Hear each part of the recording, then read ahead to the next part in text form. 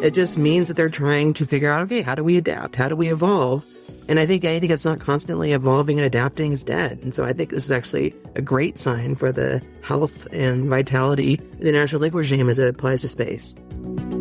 Hey, Space Watchers. This is Space Café Radio, your channel about trends, great people, and awesome conferences. A few days after the third session of the open-ending working group on reducing space threats in Geneva, I sat down with two representatives from the civil society, with Dr. Jessica West, senior researcher at Project PlugShares in Waterloo, Canada, and the host of our Space Café Canada series, and with Victoria Samson, director of the Washington office at the Secure World Foundation. We spoke about the status of the working group, the challenges, and the potential way forward. I'm Torsten, publisher of SpaceWatch.Global. Enjoy this conversation. Thank you, Victoria, and thank you, Jessica, for giving me your time for that interview today. Jessica, let me start with you. Can you give us and our audience an overview of the open-ending working group and what its goals are, please? Absolutely. The working group is tasked itself by the United Nations General Assembly to discuss the means of reducing security threats in outer space through norms, principles, and rules of responsible behavior. That's a mouthful, so I'll break it down quickly. In essence, it's responding to the new context in which we find ourselves in outer space, where there is rapidly changing and expanding scope of technical capabilities and new activities, some of which can be potentially harmful as well as very valuable to the international community, as well as rising geopolitical tensions, which we have on Earth as well. And so how do we manage this new context in a way that we maintain peaceful uses of outer space and safety, security, and sustainability for everyone, and mitigate some of the tensions that might be ramping up? Overall, the objective is to identify these perceptions of current and future threats, and also ways to mitigate them through behaviors and mechanisms that can reduce the risk of miscommunication, misperception, misinterpretation, all of the misses that might accidentally escalate into confrontation or possible conflict, as well as behaviors and activities that might have a similar effect, such as interfering with critical military or civilian infrastructure. We want to maintain peace in outer space, and we want to do this by adopting behaviors and rules that can do that. I think it's really important, though, to note what the open-ended working group is not intended to do. This includes making new laws. A key goal of the conversation is to work with the existing legal framework and strengthen its implementation, while possibly making recommendations on areas for additional legal measures. The discussion is also not intended in any way to place restrictions on technical capabilities or access to technologies or otherwise impinge on the rights of all states to use outer space for peaceful purposes. The law you are referring to is the Outer Space Treaty, or are there other laws that are put into foundation? Yeah, we actually have a lot of law that applies to outer space, including the Outer Space Treaty. That is the cornerstone, and I would say there is consensus among all states that the Outer Space Treaty is really at the heart of the legal regime. It's valuable and valued and remains highly relevant to maintaining peace in outer space. But it also recognizes other areas of international law, including international law. At the heart of the discussion was also discussion of the United Nations Charter, which states recognize applies to outer space, international customary law that has evolved through the last several centuries of state practice applies to outer space. Most states also agree that international law includes humanitarian law, or the law of armed conflict. That is a little bit less unanimous. There's some controversy among some states, but generally there's a lot of law there. How can we apply it better? How can we strengthen it? And how can we give it detail and give it more meaning in the way that we practice our activities in outer space? I think Jessica laid it out beautifully. A lot of the questions come down to how do these laws apply, and how do these new uses of space and new actors in space, how do you figure out where it goes and where they fit into this discussion? For example, international humanitarian law, with the exception of 2 countries, pretty much all the states there said, yes, of course it applies to space. But the question is, of course, okay, how does it apply to space? And that's the way I think these sort of discussions are incredibly useful, is because you get to have viewpoints exchanged about how you do this and how you move ahead. And the fact that the international community does not agree on this, it's not a failure of these laws. It's not a failure of the system. It just means that they're trying to figure out, okay, how do we adapt? How do we evolve? And I think anything that's not constantly evolving and adapting is dead. And so I think this is actually a great sign for the health and vitality of the international legal regime as it applies to space. Absolutely. And the conversation is the point, as Victoria is saying. A piece of paper is not the point. The meetings are not the point. It's the dialogue and the exchange and the ability to sort out the how. Due regard is also a common one that comes up. It's a core principle of the Outer Space Treaty. It's valued by everybody. What does it mean when we're conducting rendezvous and proximity operations? Or what does it mean if we're doing military exercises related to outer space? And we have to have the conversation so that everyone has the same understanding of what the law looks like in practice and what their obligations are to one another. Thank you very much for laying this ground for our further conversation that we will have here. Victoria, I read with large interest over the weekend this article written by Teresa Hitchens of Breaking Defense. And she posted it under the headline, UN meetings, space cooperation picks up momentum, but Moscow and Beijing play spoilers. We will put the link with permission into the show notes here. She wrote about the Russian delegation exorbitant obstructive during the session to the point of effectively strangling substantive discussion on the opening day with aggressive nitpicking about procedural matters. How did the session feel? What was the general atmosphere in the room? Torsten, if I have to hear a point of order one more time, I think I might lose it because that came up repeatedly on the first day.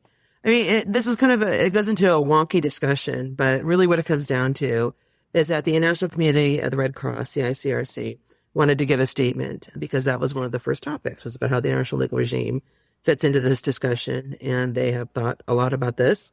And of course, they argue that international humanitarian law applies to space. Shockingly, Russia does not agree with that. And Russia, I would argue, is not a fan of humanitarian law in most circumstances, and particularly is, I think, working toward making sure that the ICRC is not considered, delegitimizing its role at the United Nations. And so there was this whole discussion about, okay, the open-ended working group is intended for nation states to work together under consensus and to give their statements. And it was also supposed to allow civil society to participate. And it became a very long discussion about where did the ICRC fit? Should they be allowed to be part of the, quote, formal discussions? Or should there be, quote, informal discussions, which is basically the open-ended working group chair waving his hand saying, we are now in informal discussions, and then moving on. The problem with that is once you start that, that's a precedent, perhaps. And unfortunately, this is the third meeting of the open-ended working group. The first session, the ICRC made its statement, no problem. The second session, we ran into this issue again. The chair said, okay, this one time, I'm going to allow them to do a statement under informal presentations, but we're not setting a precedent. And so Russia was running with that and saying, no, they should not be allowed to participate. They're not a state. They should only do an informal, which sounds like, okay, you can either agree or disagree, but, have the discussion, move on. It was 5 hours of back and forth on mostly this issue. There was a little bit in the morning session about Russia being upset that it felt that its chosen draft treaty of choice, the PPWT, the Prevention of Placement of Weapons in Outer Space, that it was not fully recognized by the agenda. And so there's a whole lot of discussion about whether the agenda was notional or if we could just move around or just toss it out entirely. The chair had set out an indicative agenda, just basically splitting it up into 9 topics, ended up being 11 by the end, just to give some format. But he was very clear, saying, if you guys want to talk about other things, you can. This is your open-end working group. But anyways, the thing that really surprised me is that, to be honest, I expected Russia to play a spoiler role back in May. And they did not. I mean, there was a little bit of this discussion then, but not so much. That was the first meeting. The second meeting was in September, and again, we didn't really have this issue. So to come out swinging at this third session, that was really a surprise. It was a 5-day meeting, 6 hours a day. The first day, literally, the first 5 hours were taken up by mostly Russia's point of orders. Eventually, they worked it out. ICRC was able to finally give its remarks. Russia was not happy, sent a note verbal complaining about how the chair was ignoring consensus on this matter, but we're able to move on. So I think there's a little bit of befuddlement in the room about whether the discussions were ever actually going to happen. And I know that I was concerned, but that we would never hear any substantive discussion. But once we got over that first roughly day of putting on the brakes, then it worked out. I think Victoria mentioned consensus, and that's another word that I got very tired of hearing alongside points of order.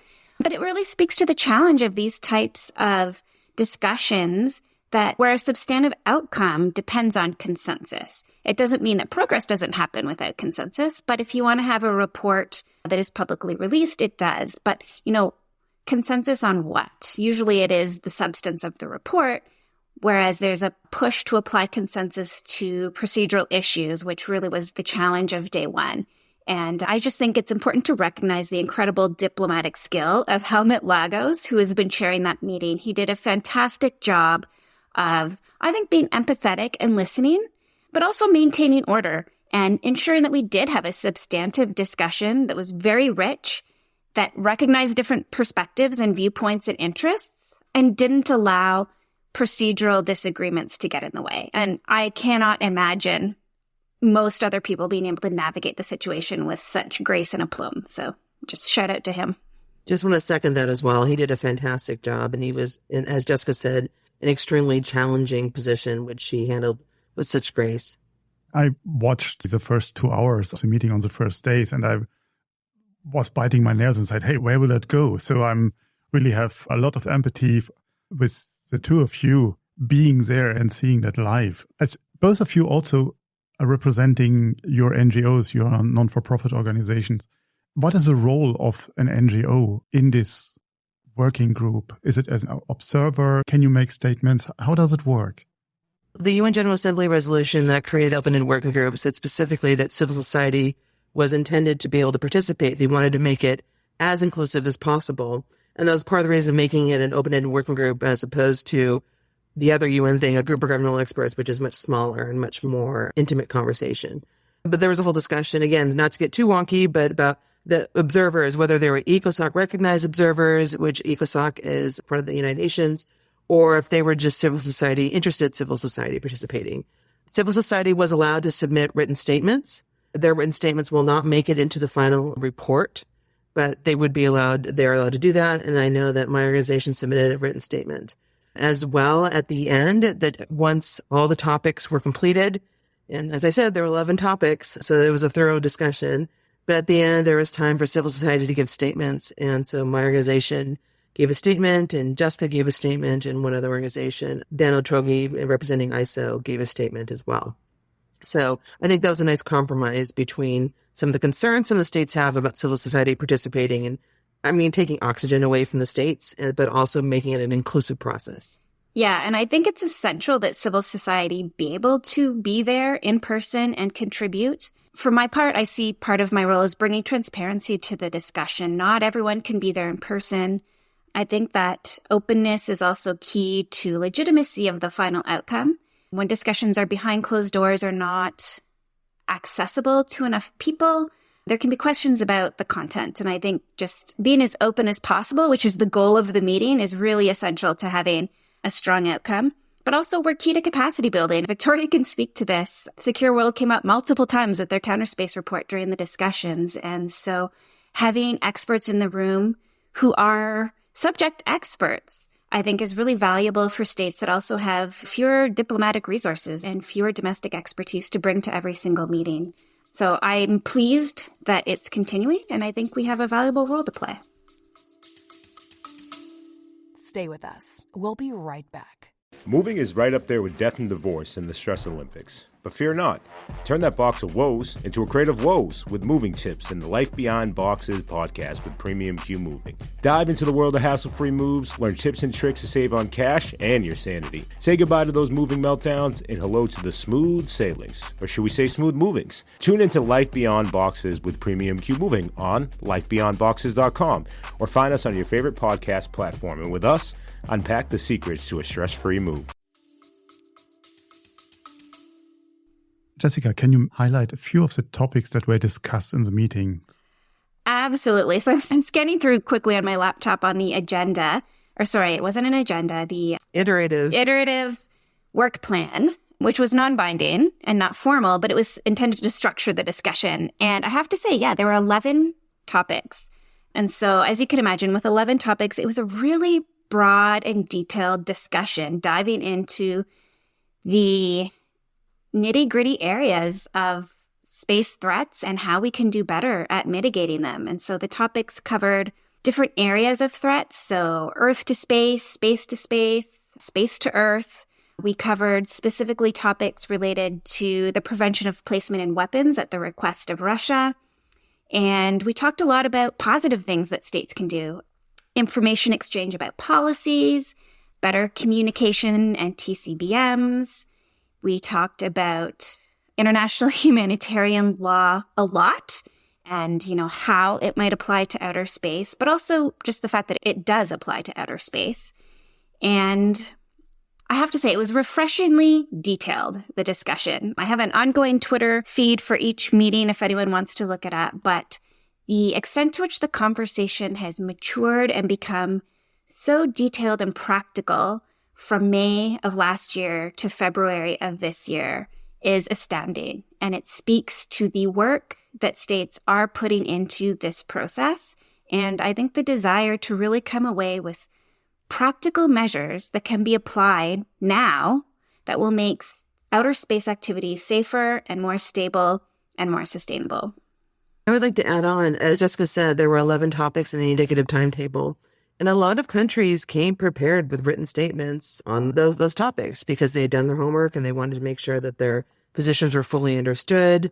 A lot of them recognized each other's working papers that had been submitted just the week before. I will be honest, Secure World, we submitted a statement, but it came on the first day, Monday.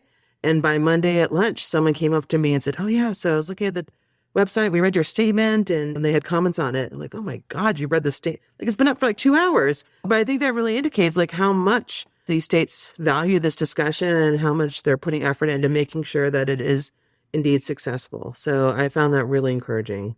Jessica were quoted by Teresa with most states feel the need for better access to SSA. What was the consensus among nation states about space situational awareness and information exchange? I think that a lot of countries, it was part of the Topic 9, and Secure World submitted a statement on that. But basically, Secure World's statement talked about the need for using SSA for verifying space security agreements. But one of the points we make in our statement is that SSA, can determine patterns of life and it can identify certain types of threats very well. A direct descent ASAT, that's pretty easy to use SSA to verify whether countries are using them. Close approaches, SSA is good for that as well. But other types of threats, SSA is not as helpful for. So like electronic warfare or directed energy, things like that, cyber. And so just knowing that SSA is a tool in the toolkit you can use for verifying arms control discussions, but it's not the only one. And just understanding, even if you have the technical ability to get the data, you still have to interpret the data. You have to know what to do about it.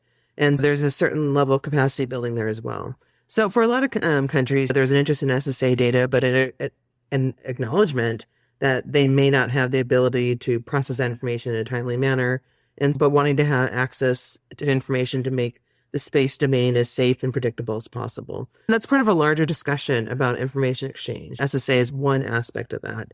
But that was also one of the topics. How do you do information exchanges? And a lot of countries talk about the need to share information about policies or documents or strategies or budgetary decisions, things of that nature. And I will point out, I'm going to do a quick advertisement right now. The United Nations Institute for Disarmament Research, UNIDIR, and Secure World Foundation have been working on a space policy portal through the generous support of the Republic of Korea, with the idea of having a one-stop shop, so to speak, of information about countries' policies as a way of helping information exchange.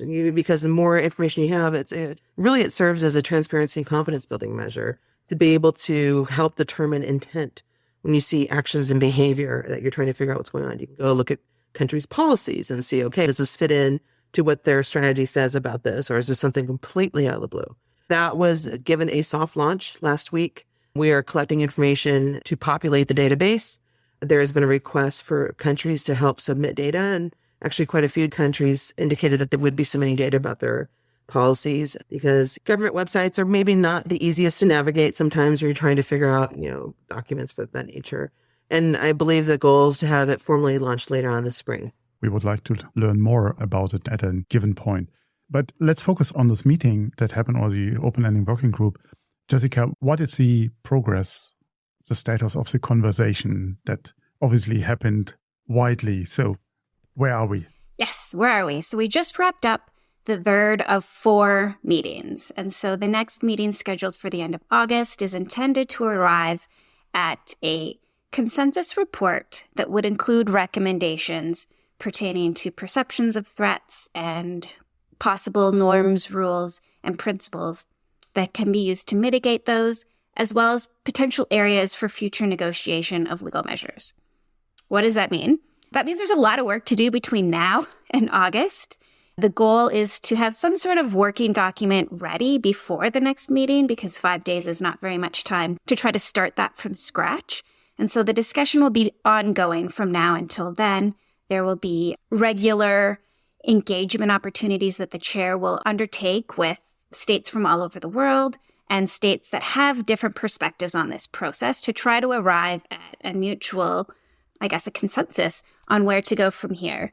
But I think the good news is that what we're seeing after this third meeting is pretty strong convergence on a lot of themes. I'm not going to use the word consensus at this point. That's, as we learned, a very technical term. But there's certainly convergence in core themes that are coming out, even across all of those 11 topics. I'm going to wholeheartedly endorse the Space Policy Portal because transparency is one of them. States know that we need better awareness of what states are doing in space and a better way of communicating what we are doing in outer space to others.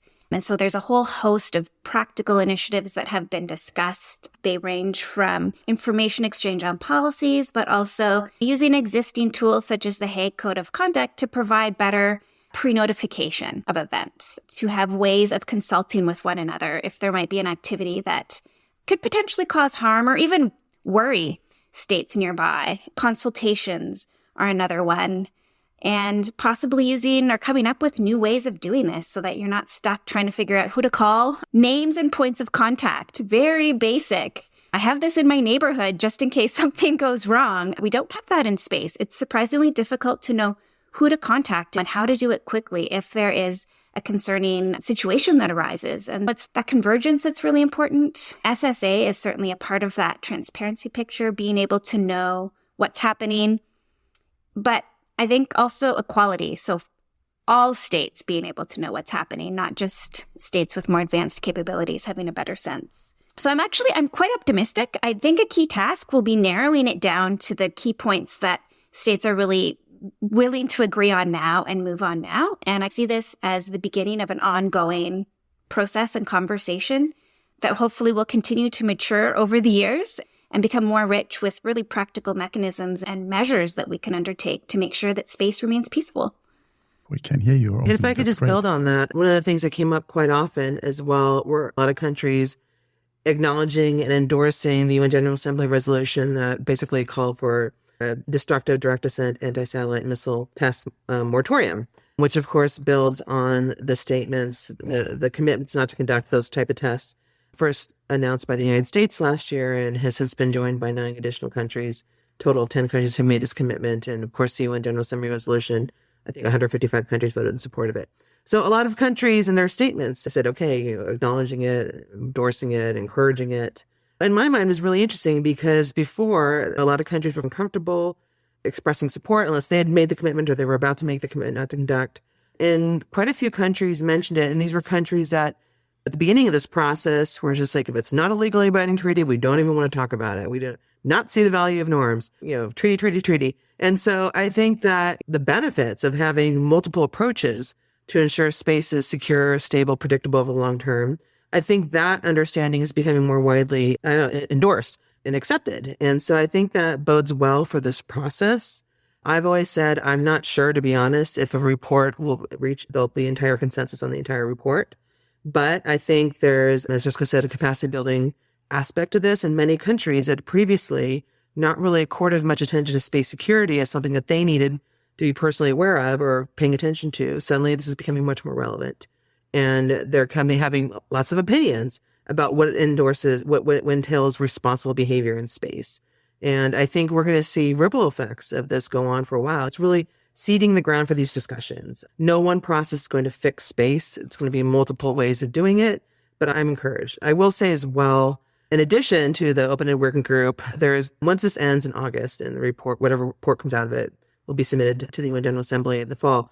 Starting in November, there's going to be a new thing called a group of governmental experts, a GGE. This is done based on a resolution supported by Russia, to go back and start talking about prevention of an arms race in outer space, a GGE on Paros. Now, if you're a UN nerd like myself, you might remember that they had an identical GGE from 2018 to 2019 that did not reach consensus and just basically was not able to do anything. So the question is, why are they doing it again? That's a whole other discussion point. But I think that indicates that there is more work to be done and that there are multiple processes to go ahead and do this. And we'll see what ends up going on with that. What are the current obstacles or roadblocks you would see in this process, Victoria? When it comes down to it, there's a certain, way of looking at what do you determine to be a threat. And that's something that I've seen in the years and years I've been watching these discussions at the Conference of Disarmament.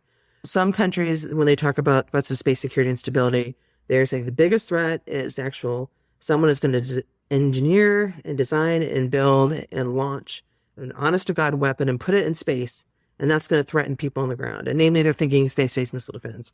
And that's largely been Russia and China and their allies. And so other countries have been saying, actually, just because everything in space is pretty dual purpose in terms of whether or not it's going to be a threat, it's not helpful to try and limit technology. It's better to look at behavior and actions. And so let's talk about the behavior that we find threatening. And so I think that's going to be, when it comes down to it, one of the hardest ways to reach a consensus on this topic. Just essentially, what do you want to do and what are you trying to protect against? I will say as well, previously, there was also a kind of a hard and fast line between countries that insisted it had to be legally binding treaty to deal with these issues and those that were open to a more normative process. I think that line has been blurred now, and I think many more countries are accepting that you can have both, and one does not necessarily lead to the other. You don't have to choose. Norms eventually can lead to UN General Assembly resolutions, which can maybe lead to treaties. We don't know. I mean, that's the Outer Space Treaty did not jump out of anyone's head like an idea that came out instantaneously. It was a process that was multiple discussions and resolutions that eventually lent its way to an actual treaty. So I think this is a long-term process. Hopefully we'll see some fruit being yielded soon. And I will say I am encouraged by, again, how many countries have been participating in this and how many countries are taking to heart some of the responsible behaviors that are listed that are being discussed there and taking it home and hopefully domesticizing it through the national legislation, what they're going to be doing to be responsible actors in space. Jessica, what are the obstacles or roadblocks you see in addition to that? Well, I do think that traditional divide between a legal approach versus a voluntary or a normative approach and behaviors versus weapons capabilities is a key obstacle. It's slowly being overcome. And I think for us who want to see progress, it's important to be able to identify the ways in which the two can strengthen one another. I'm sympathetic to actually, I'd say the vast majority of states who don't want to see weapons in space. And so the question is, how do we get there? And I would agree with Victoria that there's a need for many different tools and processes to maintain the peaceful nature of space. And so I think if we can start to identify ways of channeling the fantastic discussion on norms that we're having into the discussion on arms control or more formal arms control, that will be a key one. But overall, I think we really just need to maintain engagement, bring more states in. This is a topic that states who might not even have space programs are starting to realize affects them. Space is essential to absolutely all states and all people, and that message is coming out. And so hitting the road, engaging more states, educating, capacity building, I think those speak to some of the obstacles that are less ideological and more lack of awareness. Space is far away. It's not necessarily been a priority of a lot of states when it comes to foreign policy until recently. And so that awareness, and I know there's plans by Secure World and UNIDIR and other organizations as well as the chair to do exactly that, to hit the road, to engage, and to try to overcome maybe embedded beliefs. I mean, a lot of states for decades have recycled their statements on outer space because why not? Well, now we're discussing the why not because we are in a new era, we're in a new situation, and we're drawing on new tools. we're trying to expand that toolbox. And I think it's valuable, but it's not always intuitive to states. So yeah, and overcoming the resistors, making sure that we can overcome maybe a perception of two competing processes. And I will say the last GGE on Paros, the prevention of an arms race in outer space, it came very close to consensus and was blocked at the last minute. And I think you also want to overcome a tit-for-tat perception and really make sure that everyone's on the same page, that we want progress on all of these initiatives and we want them to complement one another so that we have a framework and not a piece of paper here and a piece of paper there, but something comprehensive. So I don't know, politics is politics, but I think at the end of the day, we have some fabulous content to work with and it's going to take on a life of its own. Right. And if I could just do one more quick thing, I know we're getting close on time, but this conversation is going to be held in multiple fora and multiple venues, not just the United Nations. I think it's really important to have the commercial sector involved in this conversation. I think it's important to have civil society involved in this conversation and have the space agencies involved in this conversation. And those are all entities that historically have not wanted to have any kind of input to the security aspect of these conversations. Well, hey, it's not our thing. But, everyone who has an investment and an interest in space being secure, stable, and predictable, which all these entities do, then they should be involved in the conversation. And so I will say, again, one last quick ad. Secure World Foundation is hosting our Summit for Space Sustainability in June. It'll be in New York this year. We also will have an online component, and we will be discussing a lot of these issues there as well. So if anyone's interested, swfsummit.org. Tickets are available as of today. Did I get that right? Is it? Very possibly, yes. I'm excited. Please don't forget the media. We are part of the civil society as well, and we can carry the word out, and that's why we do that here. So, last question. What is on your plate now for the next months to go, Jessica and Victoria, in terms of the open-ending working group? Or are you letting your staff do that? Okay, I don't have staff. I have me. Yeah, I'm going to be, I think, hopefully working a little bit on bringing some perspectives that have aided multilateral discussions in other forums to this forum. I think part of that is recognizing the value that a humanitarian perspective, including gender views, have brought to other forums and have really contributed to arms control, quite frankly. And so maybe doing some reflective work on how we can bring that conversation into space. We're already seeing it. There's a lot of talk about critical infrastructure and protecting civilians. And I think environmental protection is really also part of that humanitarian framework. And I think maybe resurrecting some of my previous work on norms and arms control and how they fit together into more bite-sized pieces of information that can identify those really specific ways in which we can make these two processes we've been talking about work together and become a win-win for everybody. Right. And what I'll be focusing on is twofold. One, reaching out to the commercial sector to discuss why space security and stability is important to them, why something like the ASAT test moratorium is important to them, they should have thoughts on, and just what role the United Nations has been doing in all this and these conversations to really contextualize the discussion for them. As well, we'll be doing outreach to having regional dialogues. Secure World, along with UNIDIR, is hosting a discussion for the countries of Africa and Kenya next month, with the goal of allowing them to have a discussion and viewpoints about what they identify as responsible behavior, what do they identify as concerns about threats to the space environment, and what do they want to see come out of this OEWG process. Again, doing some more capacity building in terms of that. So those are the two-pronged approaches I'll be doing this spring, as well as absorbing a lot of the country statements and submissions that were sent in this past week that, unlike some of the delegates there, I did not get a chance to read yet, but I'm looking forward to reading and hopefully being able to help disseminate information about the open-end working group here in DC. Yeah, I should say I'll be working on another recap at some point. It's meaty. I think I have 80 pages of notes from the last week, so it might take me a bit of time, but making the discussion more accessible so that states can orient their own perspectives towards it. And if I can quickly switch hats, I know you can't see me and you can't see that I'm not wearing a hat, but if I were, I would be switching hats and talking about my work with the Center for International Governance Innovation. We'll probably be continuing our efforts to discuss the space cyber connection, which is a theme that has come up at the open-ended working group as well as elsewhere. And we have a new essay series out, and there's a great piece by Victoria and also a piece by me. So you can check that out, and hopefully... It's a great piece too. Yeah. Honestly, it's a fantastic series, and there's some fun videos, especially of other people. Thank you very much for your time and this interesting recap of the last week in Geneva for the two of you. Thank you. Thank you for having us. Yes, this was wonderful. And thanks for caring about this. It's fantastic. Yes. What an insightful recap. We will put a few of the links of the mentioned events, websites and articles on the show notes. And if you have further questions, reach out to us at radio@SpaceWatch.Global. If you like these or other episodes of Space Café Radio, leave us a rating on your preferred podcast platform. It is the currency of today. And if you want to stay on the pulse of the space industry, please visit our website at www.SpaceWatch.Global and subscribe to our newsletters. And of course, don't forget to become a Space Watcher. I'm Thorsten Kriening, publisher at SpaceWatch.Global, your independent perspective on space.